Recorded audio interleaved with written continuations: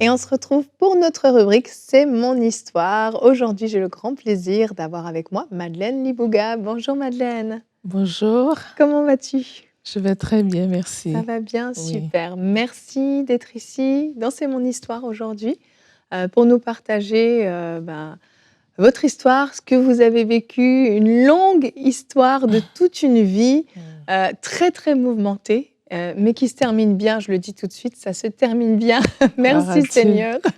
Ma Merci pour l'invitation. Avec grand plaisir, hein. Mm. Madeleine, vous êtes née, au Cameroun Oui, et vous avez perdu votre papa avant même votre naissance et ça a été une enfance assez difficile par rapport à l'absence de votre père, c'est bien ça? c'est ça, ça a été difficile parce qu'on était 7 enfants et ma mère devait pourvoir à tous les besoins, elle devait être là pour nous. Donc, c'était vraiment compliqué. Ma mère a fait de son mieux, Oui. mais dans mon cas, par exemple, le côté affectif, le côté émotionnel a souffert parce que je n'avais pas l'opportunité de me confier, de parler de ce que je ressentais. J'ai gardé toutes ces choses à l'intérieur et je me rappelle même quand j'étais très jeune, je demandais au Seigneur de ramener mon père à la vie. Et avec la foi d'un enfant, je croyais que c'était possible que mon papa revienne à la vie. Et finalement, je vais grandir dans ce vide émotionnel-là. Et devenue jeune fille, donc, là, je commence à avoir des relations amoureuses. Et avant l'université, j'avais fait la rencontre d'un jeune homme avec qui on s'est liés d'amitié. Et bon, c'était pour moi un ami à qui je racontais dans tout ce que je ressentais, tout ce qui était à l'intérieur. C'était une sorte de, je dirais pas béquille, mais quelqu'un qui, enfin, je pouvais Mmh. me déverser Un sur lui confident en en fait. confident. Mmh. Finalement, la relation était transformée rapidement en une relation amoureuse. Donc, on avait des projets de se marier plus tard et lui il était déjà à l'université. Et l'année d'après, je l'ai rejoint à l'université, à la faculté de droit. Voulait être juristes tous les deux. Donc, on avait vraiment de très beaux projets Oui. ensemble. Et finalement, il va rater son examen de fin d'études. Il devait avoir son bachelor. Là-bas, ça s'appelle la licence en Mmh. droit. D'accord. Et il décide d'immigrer dans un autre pays pour aller travailler. Et moi, j'avais toujours rêvé aller voir un peu ailleurs ce qui se passe. Mmh. Donc, c'est un projet qui m'enchantait vraiment. Mmh. Alors, on a fait une petite fête pour lui dire au revoir avec les amis. On l'a accompagné à l'aéroport le lendemain. Il est parti et 2 jours après, je reviens au lieu où il y avait la fête pour récupérer des choses qui étaient à moi. Et quand je sonne, c'est lui qui ouvre la porte. Oh! Là, je me dis, mais c'est pas possible. Il avait pris l'avion, qu'est-ce qui se passe? Et là, il pleurait. Là, j'essaie de comprendre. Après, il me dit, écoute, je suis partie, mais je suis revenue. Mmh. Pourquoi tu es revenue? Il dit, quand on va en guerre, on ne laisse ni femme ni enfant. Je ne peux pas vivre sans toi. Je dis, oh my God. C'était une déclaration qui me prouvait combien il m'aimait, Oui. mais en même temps, une déception parce que je me disais, mais on avait un beau projet. Là, maintenant, tout est tombé à l'eau. Oui. Mais je ne savais pas que ce retour-là avait joué quelque chose au niveau je dirais, de mon âme. Mmh. Parce que plus tard, on va reprendre notre vie au campus, tout allait bien, jusqu'au moment où je suis allée en vacances. Et lui aussi, il est parti dans sa famille. Et là-bas, j'ai rencontré quelqu'un. Et à la première rencontre, j'étais complètement bouleversée Mmh. par le charme de cette personne. Et il s'est mis à me courtiser, me bourrer de compliments. Et donc, au retour des vacances, je retrouve mon fiancé, je l'aime toujours. Mais je suis obsédée par cet inconnu que j'ai Mmh. rencontré pendant mes vacances.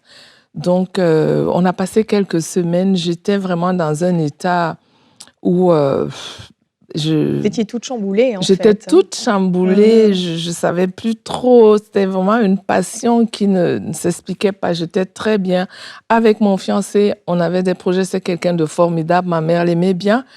Mais au bout de 3 semaines, je vais lui annoncer que je le quitte Waouh! pour un autre. Grosse, Alors là, décision. il souffrait, je souffrais de ce que, c'était mon ami avant d'être mon Oui. amoureux. Mais c'était plus fort que moi. Je ne peux même pas expliquer une telle décision. Donc, je suis partie avec cette nouvelle personne. Rapidement, 6 mois après, on était mariés. On se connaissait à peine. Et la première semaine du mariage, il a découché. Et quand il est revenu le lendemain, il m'a appris qu'il était avec une autre femme, son ex. La première semaine du La mariage. première semaine de mariage. Trahison. Et là, ça ne s'est pas arrêté là. C'était des injures. Maintenant, la violence conjugale. Alors là, c'est là où j'ai découvert vraiment le visage de la personne. Il me frappait. Et à l'époque, on vivait au Cameroun, donc les voisins, ils savaient qu'on me frappait. Ils se demandaient, mais cette femme, elle n'a pas de famille, comment elle peut se laisser maltraiter comme ça? Et à un moment donné, j'ai mis sur la balance le quitter ou ne pas le quitter. J'étais incapable de le quitter. Je me disais, je préfère souffrir, mais être avec lui. Et ça a persisté, ça a continué pendant 7 ans, cette année de ma vie. 7 ans de violence, oui, de violence, d'adultère. Adultère, répétitif, violence, même violence très grave, parce que je me rappelle un coup de pied, même ça m'a laissé une cicatrice, un coup de pied au visage. C'était extrêmement violent. Mais là où j'ai pu arrêter cette relation, c'est une fois on se disputait dans la voiture et ça s'est transformé en bagarre. Et là, j'ai été projetée à l'extérieur de la voiture qui roulait. Qui roulait, oui. J'ai failli y perdre ma vie parce que j'étais blessée, ensanglantée, transportée à l'urgence. Et donc, à ce moment-là, je me suis dit, je l'aime, mais pas au point de mourir.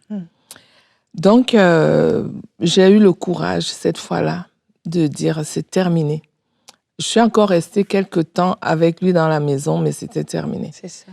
Mais ce qui s'est passé, c'est que, en revanche, j'ai commencé à sortir, à avoir des aventures avec d'autres hommes. J'étais encore mariée et je voyageais, j'allais dans d'autres pays dès que j'avais des vacances. Et je faisais vraiment du n'importe quoi. En fait, j'étais en train de reproduire ce que j'avais subi pendant 7 ans. Exactement. J'avais l'impression de me venger, que j'avais désormais le pouvoir de faire de mon corps ce que je voulais. Mais à un moment donné, je me suis regardée, j'ai dit, je suis en train de devenir autre chose. Avant, j'étais une personne tranquille avec une vie rangée. Qu'est-ce que je deviens? Et je pense, c'est une pensée que le Seigneur a dû insuffler dans mon cœur parce que ça m'a permis de retourner à l'église. Alors, quand je suis revenue à l'église, j'ai commencé à cheminer avec Dieu, mais avec des hauts et des bas. Aujourd'hui, ça va bien. Plus tard, une rechute. Et c'était compliqué. Finalement, je vais quitter le pays, le Cameroun. Je vais me retrouver au Québec. Et je rencontre un autre homme. En fait, c'est comme s'il fallait toujours un homme dans ma vie. C'est ça. La solitude, ça ne fonctionnait pas pour vous. Non, parce qu'il y avait un vide émotionnel tel que, même si ça allait mal, j'avais besoin quand même d'avoir une personne. Là, alors, je me suis rencontré un nouvel homme. Un nouvel homme, oui. On s'est mariés aussi. Et on s'est mariés au mois de juillet. Et puis, j'étais enceinte tout de suite après. Et là, j'ai perdu le bébé au 6e mois. C'était très dur. Très dur, oui. Très, très dur. Ensuite, je suis retombée enceinte quelques mois plus tard. Et là, je n'ai même pas attendu que le médecin me prescrive de me reposer. J'ai arrêté de travailler, je me suis allongée à la maison. Et un jour, j'avais des douleurs et des saignements. J'ai appelé l'ambulance, on m'a amenée à l'hôpital. Arrivée là, à l'urgence, je suis passée au service de tri et ils m'ont fait asseoir. Et là, j'attends de 15h à 20h. Je me dis, mais je suis couchée, je viens en ambulance, mais là, je suis assise, alors que je dois rester allongée. Je me suis levée, j'ai vu un lit à l'hôpital, je me suis couchée. Et là, je me disais, mais je vais voir qui va venir me sortir de ce lit. Je me suis octroyé un lit à l'hôpital. Ah oui. Donc, j'étais couchée là, il n'y a personne qui m'a dit de laisser le lit et tout. Mais à 2h du matin, j'avais envie d'aller au petit coin et que je m'en vais aux toilettes. Et là, au moment où je veux me mettre sur le bol, le bébé sort. Il y a du sang qui coule, le bébé sort, je suis complètement paniquée, je suis toute seule aux Vous toilettes. étiez enceinte de combien de mois à ce moment-là? 5 mois et demi. Complètement paniquée. Et ce bébé-là est décédé aussi. Et je vais perdre comme ça jusqu'à 4 bébés. Terrible. Comment votre mari va réagir à ce moment-là? Il se disait ça va marcher la fois d'après. Mais sauf que le dernier bébé qu'on a perdu, il est né, il était dans l'incubateur pendant 3 semaines. Il était très prématuré. Oui. Et au moment où je pensais que les choses allaient mieux, le médecin m'a appelé. Je revenais de sortir de l'hôpital. Il m'a rappelé pour me dire que le bébé était en phase terminale. À ce moment-là, j'allais déjà à l'église, donc je suis allée. J'ai appelé le pasteur, il m'a dit, viens. Je suis allée, il a prié pour moi et il m'a donné une parole. Il m'a dit, Madeleine, je n'ai pas de mots pour te consoler, mais je n'ai jamais vu quelqu'un qui traverse des épreuves, mais qui choisit de faire confiance en Dieu. Je n'ai jamais vu cette personne délaissée. Et cette parole m'avait communiqué la vie. Et jusqu'aujourd'hui, c'est une parole qui me drive. Oui. Donc, je suis allée à l'hôpital. On a débranché le bébé. Je l'ai pris 30 minutes après. Il était décédé. Et quand mon mari est revenu, je pleurais. Quand je l'ai vu, moi, je pleurais. Et puis, il me dit, toi aussi. En tout cas, c'était 2 mots de trop. Ça a été fini avec votre mari? Finalement, il va me dire, écoute, depuis que tu es là, tu es enceinte tout le temps, tu es alitée tout le temps, tu n'as pas continué tes études, tu n'as pas évolué côté carrière, regarde où je suis rendue, on ne marche plus, on se sépare. Je pensais que c'était une blague. Il m'a quittée. Il vous a quitté Il m'a quittée à ce moment-là. Ça a dû être extrêmement difficile. C'était extrêmement difficile parce que on dirait tout ce que j'essayais de faire ne tenait jamais. Tout échouait. Alors, j'ai eu d'autres situations, mais pour aller très vite, par un concours de circonstances, je rencontre donc mon premier fiancé à l'université, celui dont j'ai parlé tout à l'heure. Je le retrouve. Bon, moi, quand je le retrouve, je me dis, il a une vie, peut-être une famille, et lui aussi d'ailleurs. Et là, on réalise que tous les deux, on est célibataires. Et tous les deux, on n'a pas eu des relations qui ont bien fonctionné. On décide de se remettre ensemble. Une grande décision. À ce moment-là, c'était vraiment la joie. Et pour les familles, les amis et nous-mêmes, on essayait de rattraper le temps. On avait une vie extraordinaire, en tout cas, des retrouvailles comme ça. Et malheureusement, on n'était pas dans le même pays. C'est ça, vous étiez au Québec, lui était au Cameroun. Au Cameroun, c'est ça. Et donc, vous prenez la décision d'aller le retrouver au Cameroun pour vous marier. Voilà. Donc, je devais voyager 3 semaines plus tard. Et lui, il avait donc un voyage à faire aussi à Dubaï parce qu'il voulait changer de voiture. Il voulait aller s'acheter une voiture. Fait qu'il est parti. Et moi, le lendemain de son voyage, de son départ pour Dubaï, parce qu'il avait pris un vol du soir, le lendemain, à 6h, mon téléphone sonne. C'est son cousin qui m'appelle de la France pour me dire que l'avion a craché. Je dis, l'avion a craché. En tout cas, on n'avait pas de nouvelles. On recherchait l'avion. On ne savait pas ce qui était arrivé de l'avion, aucun signal. Et moi, c'était les 72 heures les plus longues. Parce qu'on va voir le verdict 72 heures plus tard, qu'on a retrouvé l'avion dans les mangroves. Il avait piqué du nez. Tous les passagers étaient décédés. Aucun survivant, aucun corps entier. Donc là, votre premier amour d'enfance, d'adolescence, vous apprenez qu'il est décédé. Donc on a un enchaînement de catastrophes, je le dis comme ça, mais c'est de déception en déception, de blessure en blessure. Là, vous êtes démoli, vous êtes au plus bas. Et on ne peut même pas imaginer la peine que vous allez vivre. Vous risquez de perdre votre maison, votre emploi, beaucoup de moments difficiles. Et vous allez prendre une décision à un moment donné, alors que vous êtes au fond du trou, vous allez commencer à chanter un chant. Oui, alors c'était un soir, je n'en pouvais plus. En fait, je ne pouvais plus prier, je ne pouvais pas. J'étais dans une situation que je ne peux pas décrire. Alors j'ai commencé à crier à Dieu, à crier. Et il y a un chant qui est monté sur mon cœur. Si tout s'effondrait, tu resterais là. Je sais que tu m'aimes. Alors, je chantais ce chant cette soirée-là.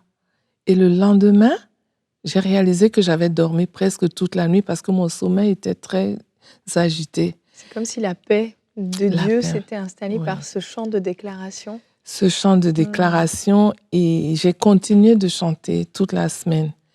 Et vraiment, il y a un processus de guérison qui s'était déclenché en moi. Et j'ai eu le courage de retourner travailler, de reprendre le service à l'église, de reprendre toutes mes activités. Wow. Oui. Et il y avait des jours un peu plus sombres, mais vraiment, il y avait eu un changement radical au niveau de la façon dont je me sentais.